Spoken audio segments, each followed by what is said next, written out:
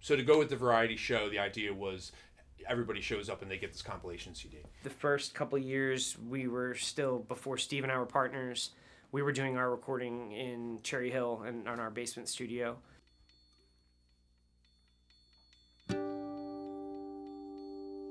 The Ages thing, Jeff and I hadn't played music in a good amount of time. I'm trying to remember the exact gap of time that it was, but it was a pretty significant amount of years. The second year when we got involved was the first time that Jeff and I had played music in a very long time. Please recommend my spirit among that manger scene, as if you breathe me in from creation's mezzanine. And so that was nice. And then it was also something where we kind of like revisited being in A. Roger 7, so kind of reconnecting with Dave Richter and everybody like that.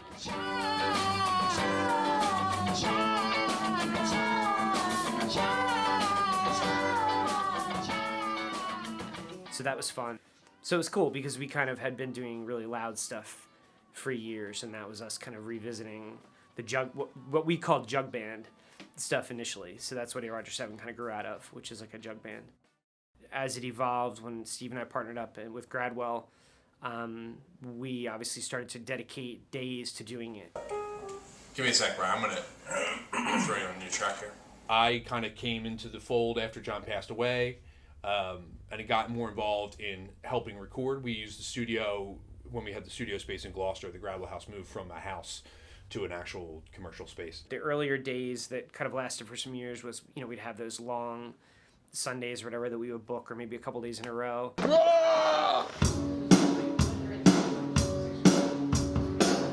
We did like a full 16-hour day at the studio where everybody came in for like a 2-hour window, and we had the drum set all set up, and you just come in and play your song. 9 to 11 would be one band, 11 to 1, which was really fun because it was obviously just straight up Dunkin' Donuts, probably for 14 or 15 hours.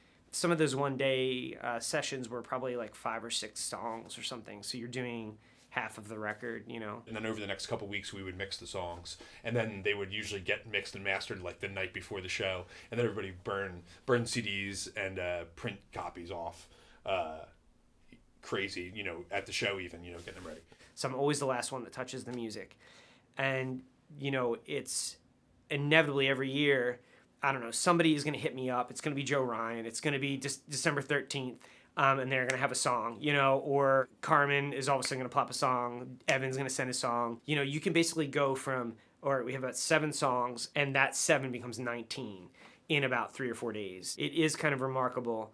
I don't know how many people realize how many songs are there. That, again, it's generally almost all original at this point, obviously, for many, many years. It's a hard thing to pull together. It's a hard time of year to do it.